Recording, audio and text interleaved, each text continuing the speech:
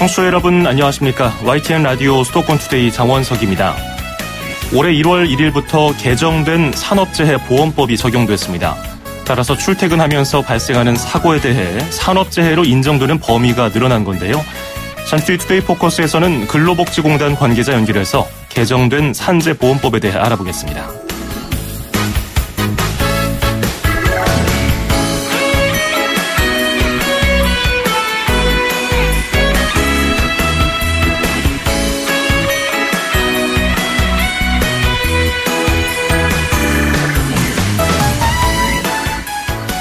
경기도 내 지자체들이 올해 3,250명 정도의 공무원을 선발할 것으로 보입니다. 지난해보다는 600명 정도 적은 규모인데요. 예년 평균보다는 700명 이상 늘어난 수준입니다. 이달 말까지 선발 규모를 확정하고 다음 달 초면 공고가 나올 것으로 보이는데요. 올해 첫 경기도 내 지자체 공무원 선발 시험은 5월 19일입니다. 에이틴스의 업사이드 다운 띄워드리면서 2018년 1월 11일 수도권 투데이 시작합니다.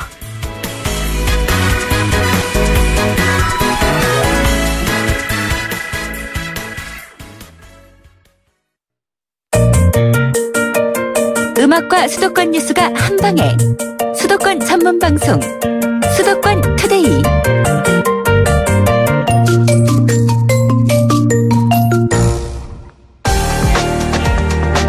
투데이 포커스.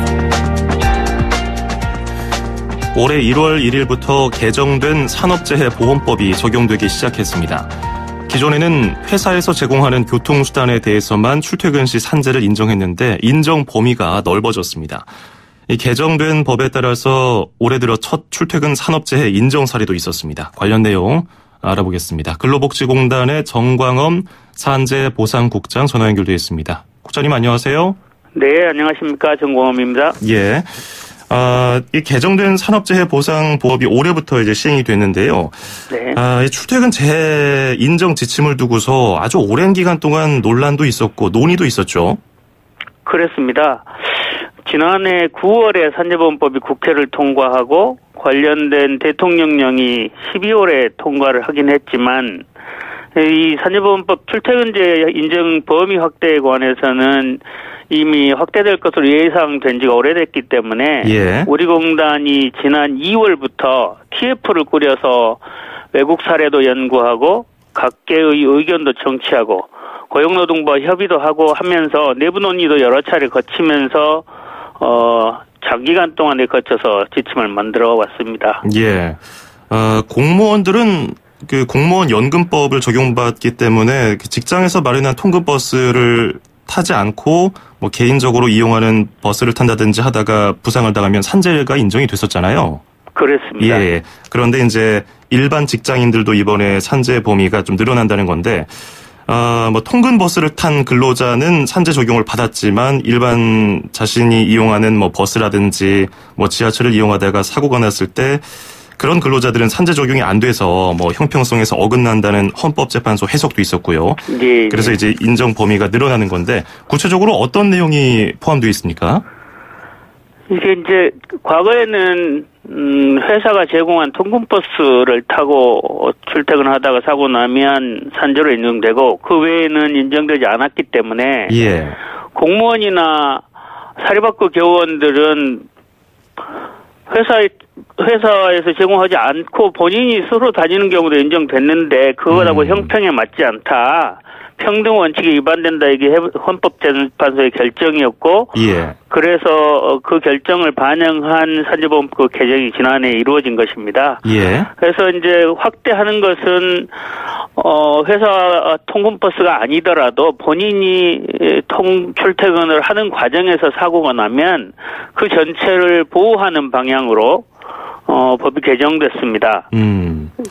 그런데 몇 가지 또 세부적인 내용을 보면은 나중에 이 법적인 다툼을 할 때 좀 해석할 때 모호한 부분이 좀 있더라고요. 그렇습니다. 예, 그것 좀 살펴봐야 될 것 같아요. 이제 예. 출퇴근 중에 발생한 사고인데 다른 뭐 예외 사항은 없나요? 있습니다. 그러니까 출퇴근이라고 출근이라는 것은 일하기 위해서 집에서 회사로 가는 것이고, 예. 퇴근은 일을 마치고 회사에서 집으로 가는 것인데 법에는 이것을 취업과 관련하여 주거와 취업 장소 사이를 이동하는 것 이렇게 정해져 있습니다. 그러니까 이 논쟁이 되는 것은 취업과 관련하여라는 것은 무엇을 의미하는가? 예. 주거는 무엇인가? 주거의 경계는 어디를 말하는가? 이게 이제 논쟁이고요. 또 하나는 취업 장소도 어디를 말하는가이고, 그러면 이동 경로는 어디까지 인정할 것인가? 이게 합리적이냐 그렇지 않냐를 두고 합리적인 경로를 이용해서 주거와 취업 장소 사이를 이동하는 것을 산재로 인정하겠다인데요. 예. 이제 그 사이에 경로를 이탈하거나 출퇴근과 상관없는 개인적인 일을 본다거나 이런 경우를 두고 일탈 중단이라고 합니다. 예. 그러면 이제 그런 경우가 발생하면 산재로 인정되지 않는데, 그러나 근로자가 출퇴근 과정에서 일상생활상의 필요로 해야 되는 일들이 있습니다. 인정돼야 되는 게, 예를 들면 퇴근길에 식료품을 사가지고 집에 가는 일 허용돼야 되는 것이고요. 출근길에 어린이집이나 유치원에 맡기고 데려다 주고 출근하고 또 퇴근길에 데려오는 일. 예. 이런 것들을 위해서 경로를 일탈하는 경우는 그것까지 보호하지 않은 것은 과하다. 그러니까 그런 경우는 보호하자. 이렇게 해서 구체적인 내용들을 대통령령으로 정하고 있습니다. 그렇군요. 예. 말씀하신 것처럼 뭐 사회 통념상 인정되는 경우, 예. 그리고 일상생활에 필요한 행위로 인해서 일탈 중단되는 경우는 예외된다. 이게 뭐 할 수 있어서 제가 예. 몇 가지 사례를 좀 더 좀 여쭤볼게요. 이게 해당이 될지 안 될지 한번 말씀 좀 해주시기 바랍니다. 네.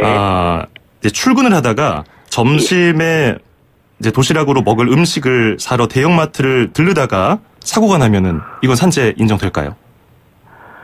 그게 일률적으로 된다 안 된다 말할 수 없는데요. 그런가요? 출근 경로상에 예. 그런 정도 가령 도시락을 사가지고 잠깐 사가지고 가는 것은 통상의 경로를 그렇게 많이 벗어나지 않았다면 통상의 출퇴근 경로로 보고 예. 마트 안에서 있는 사고는 이제 보호되지 않지만 그 과정에서 일어나는 사고는 보호되는 것으로 해석될 수 있습니다. 그렇군요. 그러나 이게 현저하게 비합리적으로 먼 길 가서 온다 이러면 또 인정 안 되기도 할 것이고요. 그렇군요. 여러 가지 구체적인 사항들을 따져봐야 할 점들은 있겠지만 제가 예. 그래도 좀 사례를 좀 더 들어볼게요. 예. 퇴근하다가 그럼 백화점에서 그냥 개인적인 옷을 사러 가다가 사고가 나면 이거는 좀 해당되기 어렵겠네요. 그러니까 기본적으로 생각의 중심은 일상생활로 필요합니다. 예. 그러니까 옷 사러 가는 것은 일상생활을 영위함에 있어서 불효불급하거나 시급한 것은 아니어서 그건 중단이나 일탈로 해석될 수도 있겠습니다. 예. 이제 여러 가지 변수는 있지만 이런 것들을 검토할 수 있는 사항이 됐다는 점이 있기 때문에 예. 제가 몇 가지를 좀 여쭤보는 거고요. 뭐 승진 시험을 위해서 영어 학원에 가다가 사고가 났다. 이런 것도 좀 고려 대상이 될까요? 됩니다. 그러니까 지문 능력 향상을 위해서 학원에 다니는 일, 예. 이거는 일상생활상의 필요로 대통령령으로 정해서 보호하도록 하고 있습니다. 누가 봐도 이거는 직무와 연관이 될 수 있는 사항이기 때문에 그렇습니다. 그렇군요. 뭐 건강을 위해서 체육관을 가다가 사고 난 것은 뭐 이건 개인적인 일일 수 있고요. 근데 아까 뭐 유치원에 아이를 데려다 주는 경우가 있었는데 예. 대학생 자녀를 데려다 주는 경우는 어떨까요? 대통령령으로는 예. 아동이라고 돼 있고요. 아동은 저희가 통상 아동복지법 등등을 고려할 때 예. 고등학생 수준 나이로 명확히 자를 수는 없지만 고등학생 정도까지를 범위로 보고 있고요. 예. 대학생은 이제 일상생활을 상의 필요 부모가 반드시 학교에 데려다 줘야 되는 수준은 아니라고 봐서 일단은 대학생의 경우는 폐지하고 있습니다. 예. 그리고 이제 출퇴근길에 갑자기 복통이 생겨서 병원에 가야 한다. 이런 병원에 가다가 갑자기 사고가 나면은 이것도 당연히 인정됩니다. 예. 그렇군요. 자, 우리가 몇 가지 제가 사례를 여쭤봤는데 명확하게 좀 드러나는 것 같습니다. 이거는 그래도 산업재해에 따라서 좀 논의를 해봐야 될 것이다. 아니면 이거는 뭐 논외다. 이런 것들을 좀 알 수 있었던 것 같고요. 그러면 출퇴근 재신청자 수는 어느 정도나 파악되고 있나요? 이게 첫 회라서 예측이 상당히 어렵습니다. 그래서 논란도 많았고 연구도 많았는데요.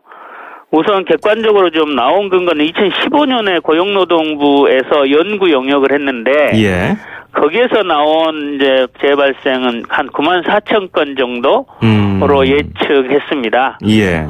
그 중에 이제 교통사고가 한 7만 건 정도, 나머지는 도보, 뭐 자전거, 뭐 이런 걸로 예측이 됐는데, 이제 금년에 이제 초년도 시행이니까 이게 어느 정도 범위에서 이게 일출이 높아질지 그거는 두고 봐야 할 것 같습니다. 그렇군요. 오늘이 뭐 11일이니까요. 뭐 정말 네. 초기 중에 초기이기 때문에 좀 더 지켜봐야겠지만 예. 또 이런 부분도 우려의 목소리가 있더라고요. 국회 예산정책처가 조사를 해보니까 이 개정된 법으로 인해서 재원이 한 6,493억이 들어간다고 하는데 뭐 대부분 기업이 내는 보험료로 충당하기 때문에 사업주 부담은 어떤 식으로 좀 대비가 돼 있느냐 이런 식으로 얘기가 있더라고요.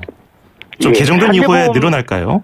네, 당연히 이제 보호 범위가 넓어졌으니까 늘어날 텐데요. 산재보험료는 전부 전액을 사업주가 내서 사업주 부담 우려가 있습니다. 근데 금년도 예산으로 보면 전체 산재보험급 예산이 5조쯤 됩니다. 예. 그중에 출퇴근제 관련해서 예산이 4천억 잡혀 있습니다. 금년 예산으로 보면 그렇고요.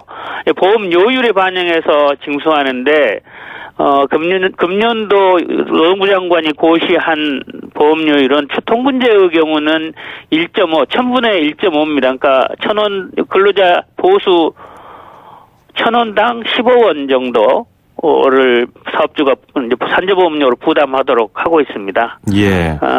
그러나 1.5로 책정은 됐지만 다른 보험 급여나 이런 효율화와 절약을 통해서 이미 산재보험 적립금이 좀 더 있기 때문에 1.5만큼 사업주가 추가 부담한 게 아니고 그보다 적게 부담하도록 이번에 보험료율이 고시된 것 같습니다. 그렇군요.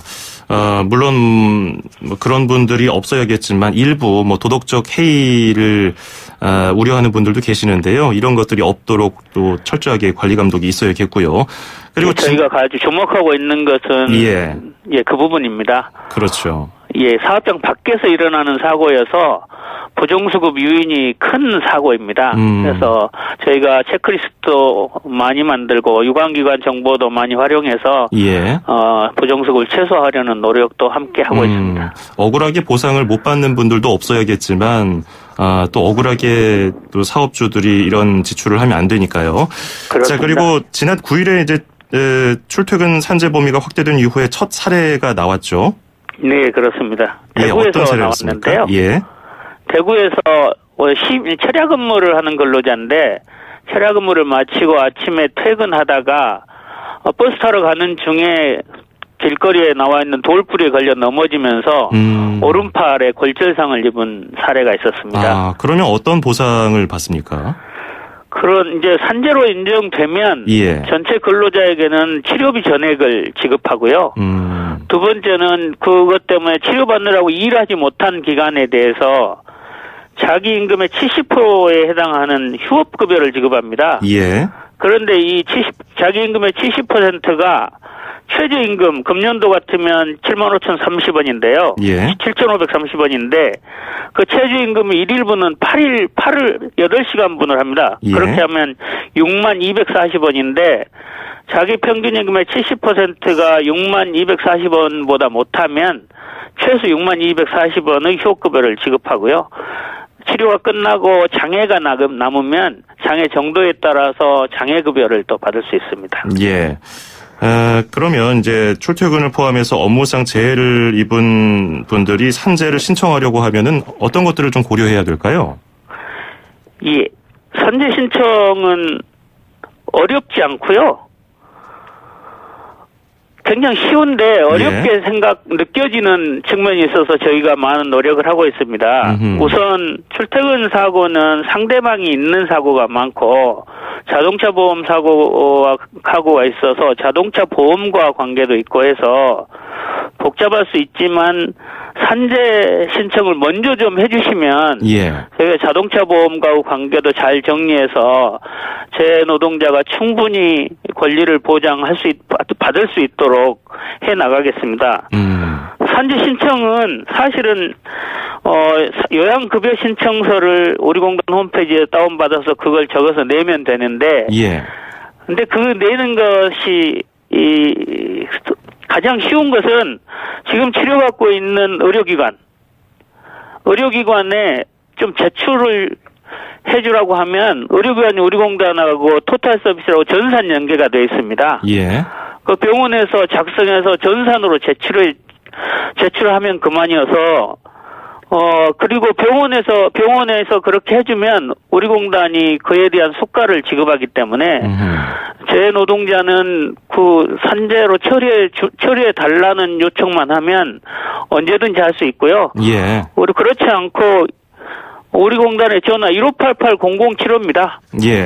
0075로 전화하시면 안내를 자세히 받을 수 있고 또 가령 어려우면 우리 공단에서 직접 나가서 도와드리기도 하고 그렇게 하니까 제출해 주시면 좋겠습니다. 근로복지공단 1588-0075, 1588-0075로 산재 관련 문의하실 분들 연락하시면 되겠습니다. 오늘 말씀 잘 들었습니다. 고맙습니다. 네, 감사합니다. 네, 지금까지 근로복지공단 정광엄 산재보상국장이었습니다.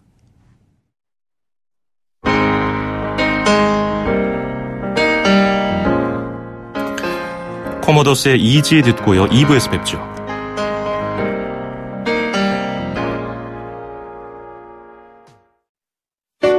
(2500만) 수도권 청취자를 위한 모든 소식이 한자리에 YTN 뉴스 FM 수도권 투데이 FM 94.5MHz YTN 뉴스 FM 수도권 투데이 2부 듣고 계시고요. 저는 아나운서 장원석입니다. 광고 전해드리고 잠시 뒤에 수도권 사용 설명서, 부동산 소식 그리고 서울시 소식으로 이어갑니다.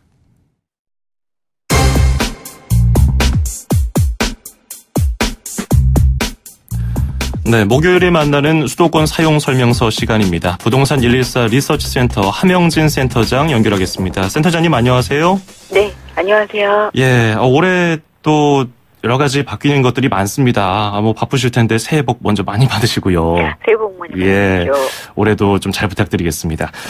몇 가지 살펴보죠. 일단 지난 7일에는 정부가 2017년 세법 개정 후속 시행령 개정안을 발표했습니다. 그래서 조정지역의 분양권 양도를 할 때 중과 적용이 배제되는 무주택 세대의 범위를 발표했습니다. 이 부분부터요? 서울을 포함해서 전국의 조정 대상 지역이 40곳 정도 되는데요. 이들 지역에서 올해 1월 1일 이후 아파트 분양권을 양도할 때는 50% 세율이 적용됩니다. 하지만 이제 중과세율이 아닌 6에서 42% 일반 세율을 적용받을 수 있는 예외 사유가 있는데요. 무주택 세대주로서 양도 당시에 다른 분양권이 없는 경우 30세 이상 또는 30세 미만일 경우는 배우자가 있는 경우라면 양도세 중과 적용을 받지 않습니다. 청약시장을 무조건 억누르기보다는 무주택 실수요자가 분양시장을 통해 내 집 마련할 수 있도록 퇴로를 마련해 준 것인데요.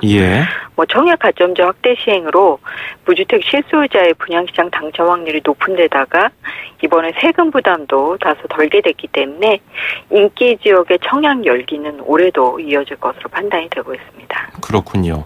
그리고 가장 또 많은 분들이 관심을 갖고 있는 것이 양도세율이 최고 62%까지 높아지는 건데요.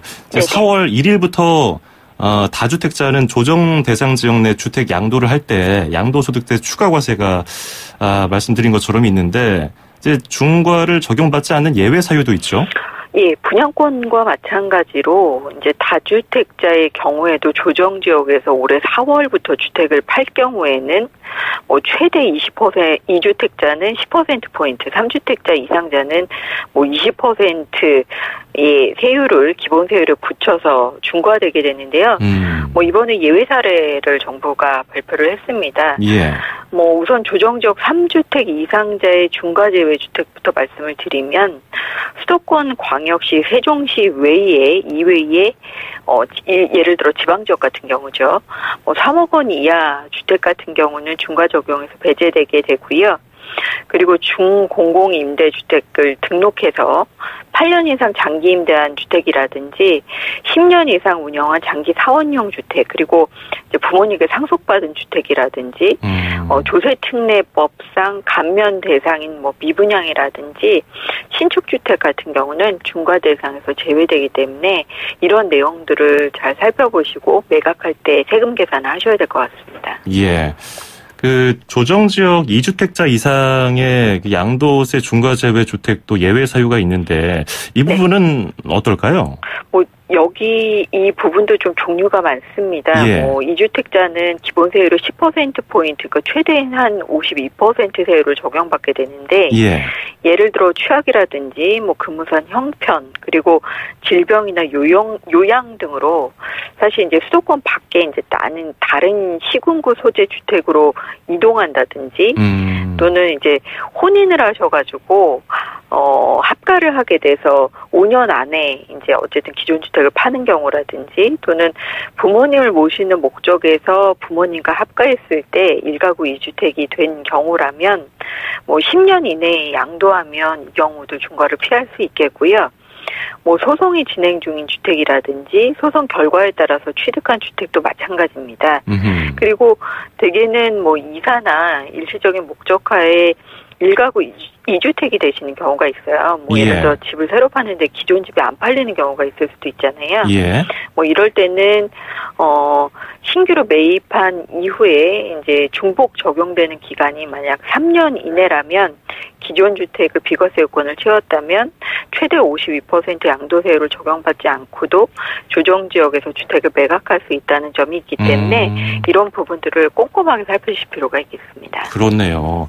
이게 투자 목적이 아닌 경우에 좀 불합리하다 이렇게 말씀하시는 분들이 많았는데 그런 것들을 좀 예외 사유로 둔 것 같고요. 네네. 자, 그리고 다른 제도 변경 내역도 좀 보겠습니다. 상속세, 증여세, 신고세 공제가 단계적으로 좀 줄어들죠. 그렇습니다. 이제 상속세 법적 신고 기한이 6개월, 그리고 증여세는 3개월인데요. 상속 증여세 신고세액 공제는 이제 자발적인 신고를 유도해서 좀 감춰진 세원을 양성화하겠다는 정부의 의지가 있어서 82년부터 도입돼 운영되어 오고 있었습니다. 예. 특히 이제 상속이나 증여세 신고세액 공제는 이제 신고 기한 내에 스스로 소득을 신고하면 이제 세액의 한 7%를 깎아주는 제도인데요. 이게 조금 줄어듭니다. 그래서 올해는 7%에서 5%로 줄고 2019년 이후에는 3%로 단계적으로 축소될 예정이기 때문에 이런 부분들은 다소 좀 아쉬운 부분이라고 할 수 있을 것 같습니다. 그렇군요. 이거 한번 짧게 좀 들어볼까요? 효도를 장려하기 위해서 양도소득세 세제 지원을 확대한다는 내용 좀 흥미로운데요. 네, 이번에 확정이 됐는데요. 이제 부모 동거 봉양으로 인해서 일시적인 1가구 2주택자가 되실 경우 1주택 양도할 때 양도소득세를 비과세 적용하는 요건이 더욱더 완화됐습니다. 예. 그러니까 본인 한 채, 부모님 한 채의 주택을 각각 소유한 상황에서 합가를 하시게 되면 현재 양도소득 비과세 요건이 5년 이내 기존 주택을 팔면 비과세 받을 수 있거든요. 예. 그 적용 기간이 10년 이내로 확대됩니다. 그리고 최근 이제 자녀 교육 목적에서 부모님과 집을 합치는 경우도 있고 칸가루족도 있고 이렇잖아요. 그렇죠. 근데 이제 5년 이내 양도하기가 현실적으로 어렵다는 문제가 반영돼서 10년 이내만 양도하시면 세금과 관련된 부담을 줄일 수 있기 때문에 이 내용 꼼꼼하게 살펴보실 필요가 있겠습니다. 그렇군요. 예, 오늘 말씀 여기까지 듣겠습니다. 고맙습니다. 예, 감사합니다. 네, 지금까지 부동산 114 리서치센터의 함영진 센터장이었습니다.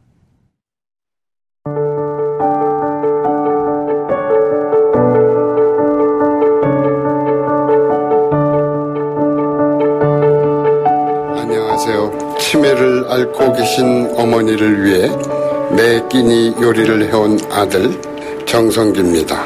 인생을 살다 보면 가족이 가장 큰 힘이 되지만 때로는 가족이 가장 큰 힘이 되기도 한다는 것. 우리 치매 가족분들은 누구보다 뼈저리게 느끼고 계실 겁니다. 그 무거운 짐 함께 이야기해보면 어떨까요? YTN 라디오 수도권 투데이가 여러분의 이야기를 기다립니다. 2018 신년 특집 치매 결국 우리의 이야기. 주변을 유심히 둘러보면요. 가족의 치매 때문에 고민 또 걱정하는 분들 많이 계십니다. 대처 방법을 잘 모르기 때문에 더 힘들어지는 면도 있는데요. 이번 치매 특집을 통해서 슬기롭게 치매를 극복하는 방법을 나눠보고자 합니다. 전문가 상담을 준비하고 있으니까요. 치매와 관련한 질문 있으시면은 무엇이든지 어떤 내용이든지 보내주시기 바랍니다. 내일 그 세 번째 시간 마련했습니다. 짧은 문자 50원, 긴 건 100원이 드는 샵 0945, 우물정 0945번으로 여러분의 사연 또 고민 보내주시기 바랍니다. 자, 문자 참여해 주신 분들 중에서 추첨을 통해서 수도권 투데이에서 선물도 드리겠습니다. 세계 3대 박물관인 예르미타시 박물관 소장품을 만날 수 있는 기회, 국립중앙박물관 특별전 겨울궁전에서 온 프랑스 미술 예르미타시 박물관전 전시 기간권을 드리겠습니다. 짧은 문자 50원, 긴 문자 100원이 드는 샵 0945, 우물정 0945번으로 많이 보내주시기 바랍니다. 출입처 기자들의 수첩을 살짝.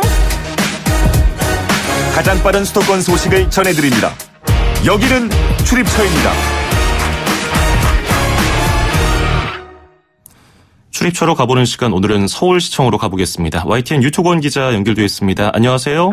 네, 안녕하세요. 유튜건입니다. 예, 오늘 첫 번째 소식은 네. 좀 놀랍습니다. 우리가 일상적으로 그 가정집마다 정화조가 있어서 항상 네네. 정화 차량이 와서 그것을 걷어가고 이렇게 처리를 했었는데 이게 서울 시내 가정집 정화조가 사라진다는 소식이 있네요.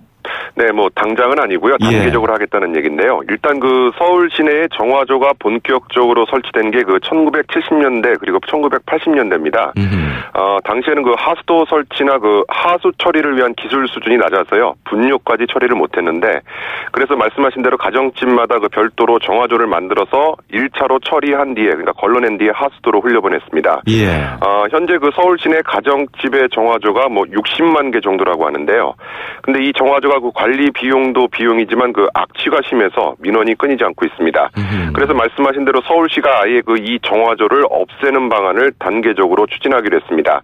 그러니까 그 곧바로 분뇨를 하수도로 흘려보낸다는 건데 일단 그 하수를 받아서 처리하는 하수처리장 옛날에 이렇게 불렀고요. 요즘에는 그 물재생센터라고 부르는데 예. 여기서 처리하는 데는 기술적으로 전혀 문제가 없다. 그렇게 설명하고 있습니다.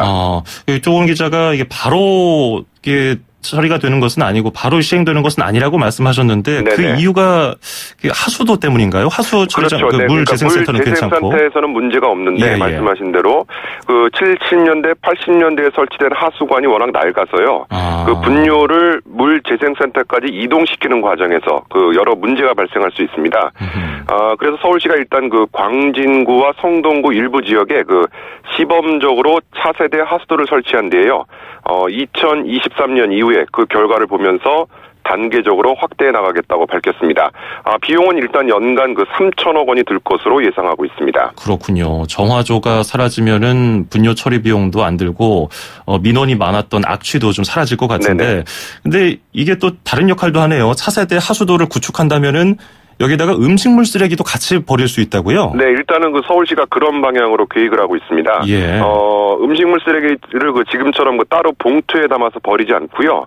그냥 그 하수관으로 흘려보내면 알아서 처리하겠다는 건데, 이렇게 되면 아무래도 그 시민들의 생활에도 그 많은 변화가 생길 것으로 보입니다. 그러네요. 앞으로 어떻게 처리가 될지도 궁금합니다. 쓰레기 봉투 값도 안 들 테고, 처리 비용도 안 들고, 여러 가지 장점이 있어 보입니다. 자, 다음 소식 알아보겠습니다. 이거 모르시는 분들 은근히 많던데요. 네네. 이번 달에 1년치 자동차세를 한꺼번에 내면은 10% 세금 감면이 된다고요? 네, 이걸 그 자동차세 연납제도라고 부르는데요. 예. 사실 지난해에도 그 107만 명이 이용을 했습니다. 그래서 자동차 한 대당 그 평균 한 3만 1,000원 정도의 세금을 절약했는데, 자동차세가 보통 그 6월과 12월에 이렇게 나눠서 두 차례 내지 않습니까? 근데 별도로 신청을 해서 이번 달에 1년치를 한꺼번에 내면 말씀하신 대로 그 10% 감면 혜택을 받을 수 있습니다. 예. 지금까지 그 이 연납제도를 이용한 적이 없는 분들은 그 별도로 구청에 전화를 걸거나요. 서울시의 그 이택스 홈페이지를 이용해서 신청을 하면 됩니다. 그렇군요. 자동차세 이제 오늘이 1월 11일이니까 2주하고도 반 정도 남았습니다. 좀 여유 있으신 분들은 그 구청에 전화를 걸거나 서울시 이택스 홈페이지에 가서 자동차세 올해치 그냥 한꺼번에 내시고 10% 감면 받으시길 바라겠습니다. 자, 그리고 한파가 정말 심합니다. 아까는 제주도 공항에 대한 뭐 속보도 떴는데요. 뭐 전북 지역에는 눈도 참 많이 왔다고 그러고. 네네, 그렇다고 하네요. 근데 이 요즘에 시내버스 정류장에 추위를 피할 수 있는 대피소가 많이 설치되고 있다고요? 네, 그 구청들이 알아서 그 앞다퉈서 설치하고 있는데 그 일단 이름도 재밌습니다. 저 제각각인데 우선 그 서초구 같은 경우에 그 서리풀 이글루라고 이렇게 이름을 붙였고요. 예. 중구는 옹기통, 그리고 도봉구는 추위 녹이소, 그리고 은평구는 그 따스한이라고 이렇게 부르기로 했습니다. 예. 주민들의 신청을 받아서요, 바람이 많이 부는 버스 정류장을 골라서 일종의 그 온기 텐트를 설치한 건데, 예. 이 대피소 안에 들어가면 바깥보다 온도가 한 2, 4도 정도 높고요. 또 칼바람까지 막아주기 때문에 물론 잠시입니다만 몸을 녹이는데 큰 도움이 되고 있습니다. 시민들의 반응이 좋으니까요. 구청별로 그 설치 개수를 계속 늘리고 있습니다. 예. 지난 여름에는 지자체별로 그 신호등 앞에다 그렇죠. 그늘막을 설치해서 그 굉장히 도움이 많이 되던데 요즘같이 추운 날씨에 이렇게 온기 텐트를 버스 정류장에 설치하면 버스 기다리시는 분들 참 좋을 것 같습니다. 버스 정류장에서 기다리기 참 추웠는데 말이죠. 오늘 소식 여기까지 듣죠. 고맙습니다. 네, 고맙습니다. 네, 지금까지 YTN 유튜건 기자였습니다.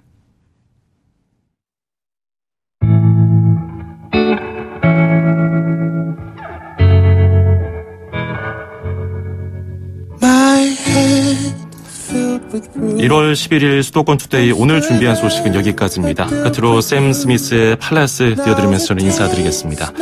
내일 아침 9시 10분에 뵙죠. 장원석이었습니다. 고맙습니다.